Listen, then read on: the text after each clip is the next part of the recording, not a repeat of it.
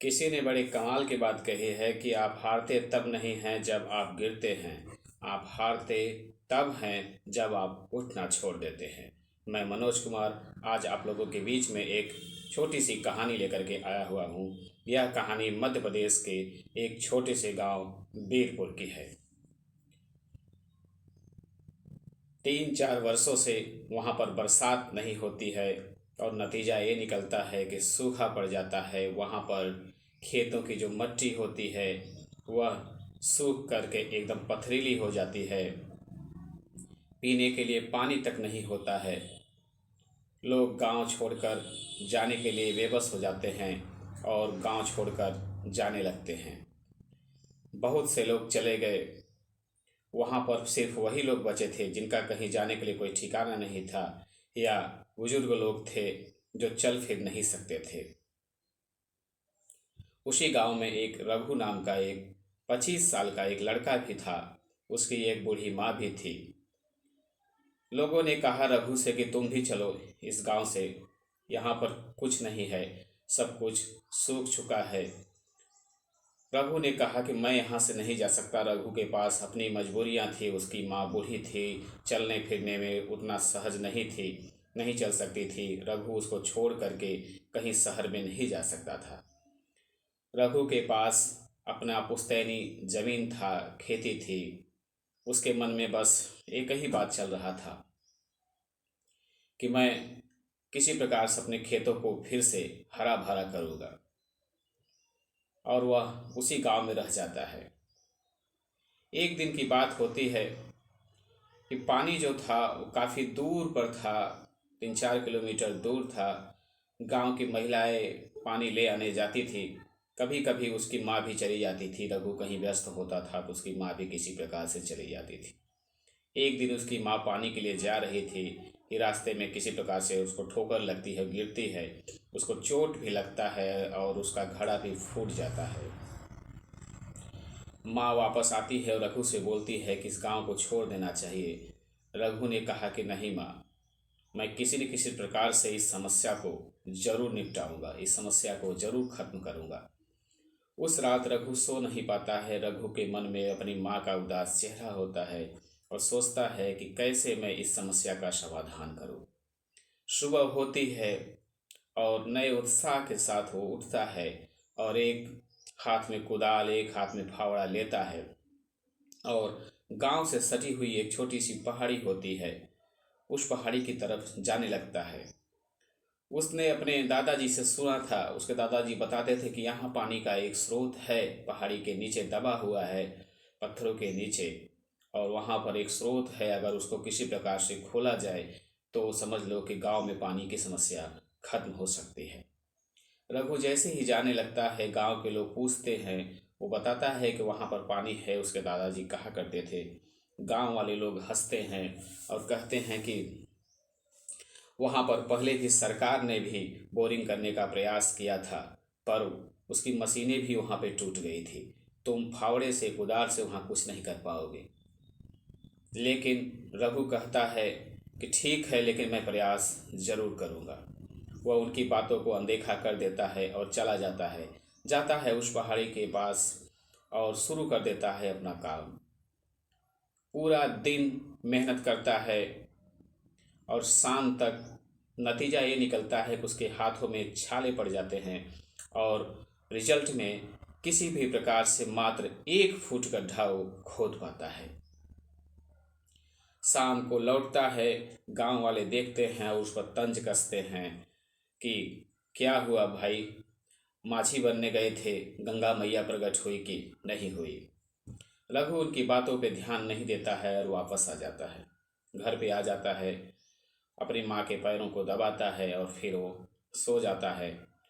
उसके बाद क्या होता है, सुबह फिर उठता है और फिर घर का काम खत्म करने के बाद फिर से अपने उस काम में लग जाता है और पूरा दिन खुदाई करता है। इसी प्रकार से हफ्ते बीते और महीने बीते। 1 महीना बीत गया और 1 महीने के बाद क्या होता है कि वह लगभग 10 फुट गड्ढा खोद चुका होता है, लेकिन पानी का कहीं नामो निशान नहीं होता। अब गांव वाले उसकी हंसी नहीं उड़ाते थे, उसे पागल और जिद्दी कहा करते थे। उसकी तरफ ध्यान देना भी बंद कर दिए थे। लेकिन रघु ने किसी की बात का परवाह नहीं किया और अपने काम में लगा रहा। धीरे धीरे 1 महीना बीता, 2 महीना बीता, 3 महीना बीता। रघु निरंतर अपने काम को करता रहा, पत्थरों को तोड़ता रहा और गड्ढा खोदता रहा। 3 महीने बीत गए और लगभग वह 25 फुट गड्ढे को खोद चुका था और पानी का कहीं नामो निशान नहीं था। उसका शरीर कमजोर हो चुका था, लेकिन उसका हौसला अभी भी बना हुआ था।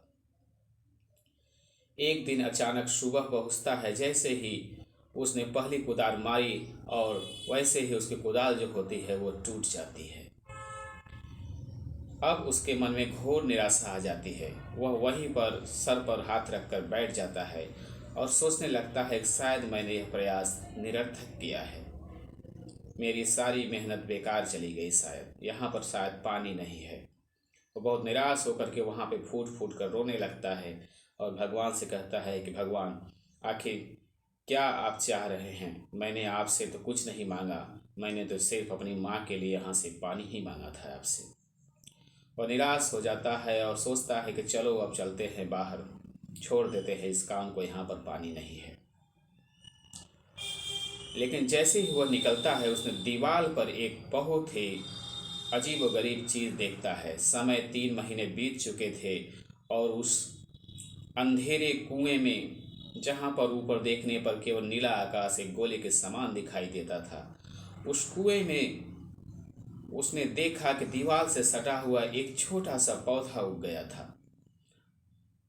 उस पौधे को देख करके रघु के मन में आश्चर्य होता है कि इस अंधेरे कुएं में, जहाँ पर रोशनी भी हवा भी बहुत मुश्किल से पहुँचता है, आखिर ये पौधा कैसे जीवित है। उसने देखा कि पौधों के पत्तियों में नमी है, वह हरा है। उसने सोचा कि यहाँ पर, जहाँ पर हवा भी बहुत मुश्किल से पहुँचती है, यह पौधा कैसे जिंदा है, इसको कहीं न कहीं से पानी तो जरूर मिल रहा है। उसने उसकी पौधों की जड़ों को देखा कि नीचे वो धीरे धीरे अपनी शाखाओं को, जड़ों को फैला लिया था और नीचे ही जमीन में उसका जड़ जा रहा था। उसको लगा कि कहीं न कहीं से पानी जरूर ले रहा है, अर्थात पानी यही कहीं पर कुछ इंच की दूरी पर है। उसके मन में एक नया उत्साह जागता है और वह सोचता है कि मैं अपना प्रयास क्यों छोड़ दूं, मुझे एक बार और प्रयास करना चाहिए। वो फिर क्या करता है कि अपने अंगोछे से, अपने गमछे से उस कुदाल को कस करके बांधता है, मजबूत करता है और देखता है कि वहाँ पर, जहाँ पर वो खड़ा था, एक काला सा पत्थर था, उसी को तोड़ना रह गया था। शायद वही आखिरी पत्थर था, उसी पर उसने मारा था तो उसकी कुदाल टूटी थी। उसने फिर हिम्मत बांधा, अपना सारा दर्द समेटा, सारा उत्साह समेटा, सारी आशाएं, सारी उम्मीद एक ही प्रहार में लगाने के लिए उन्होंने सब कुछ विश्वास के साथ, उसने जय बजरंग बली बोल करके और उस कुदाल को तेजी से उस पत्थर पे मारता है और अचानक से पत्थर जो होता है वो 2 टुकड़ों में टूट जाता है। उसके बाद उस पत्थर से अचानक से सर्र की आवाज़ आती है, जैसे कि हवा बहुत तेजी से निकल रहा हो। उसके बाद उसमें पानी का एक फव्वारा फूटता है। पहले तो रघु ने देखा कि उसको आश्चर्य लगा कि क्या हो गया। फिर पानी की ठंडक उसको पैरों को छूती है, उसने हाथ से छू करके देखा और महसूस किया। उसके बाद उस पानी को उठा करके अपने मुंह में डालता है और पानी मीठा था, अमृत के समान मीठा था और उसको अपनी कार्य की सफलता पर बड़ी खुशी हुई। वह कुएं के अंदर से ही चिल्लाया कि माँ, मुझे पानी मिल गया, मैंने तेरे लिए पानी को ढूंढ लिया। और पानी का फव्वारा बहुत तेजी से निकल रहा था, इसलिए रघु को उसमें से बहुत जल्दी निकलना भी जरूरी था। वो रस्सी को पकड़ता है, ऊपर आकर ऊपर पहुंच जाता है और ऊपर पहुंचकर उसने देखा कि पानी जो है वो निकल रहा है लगातार और जल का स्तर धीरे धीरे बढ़ रहा है। और बाहर आता है और चिल्लाता है, गांव वाले देखो, मैंने कहा था ना यहाँ पर पानी है, देखो मैंने पानी को खोज लिया है, अब मेरे गांव की समस्या समाप्त हो गई है, हम लोग प्यासे नहीं मरेंगे। पूरा गांव आता है और देखता है कि सच में पानी वहाँ पर चांदी के जैसा चमक रहा है और पानी का स्तर लगातार बढ़ ही रहा था। उसकी माँ भी वहाँ आती है, उसको प्रेम से उसके सर पे हाथ रखती है, उसके माथे को चूमती है और आशीर्वाद देती है।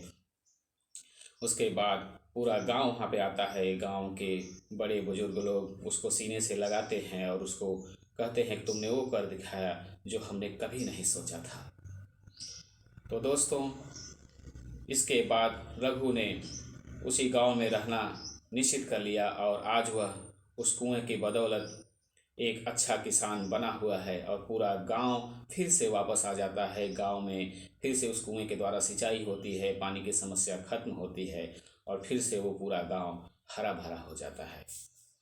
दोस्तों, इस कहानी से हमको यही सीख मिलती है कि हमें निराश नहीं होना चाहिए, हमें हार नहीं मानना चाहिए। हमें हार कर बैठना ही हमारी असफलता का कारण होता है। कहा जाता है कि सुबह होने से पहले बहुत गहरा अंधकार होता है। हमें निराश नहीं होना चाहिए, हमें अपने कार्य में पूरी लगन के साथ, पूरी मेहनत के साथ लगे रहना चाहिए। अगर आप पूरी मेहनत के साथ, लगन के साथ लगे हुए हैं तो निश्चित ही प्राकृतिक शक्तियाँ और ईश्वर भी आपका सहयोग जरूर करते हैं। उम्मीद है कि यह कहानी आपको ज़रूर पसंद आई होगी। आप कमेंट में हमको बताइए, लाइक कीजिए, शेयर कीजिए, सब्सक्राइब कीजिए। धन्यवाद।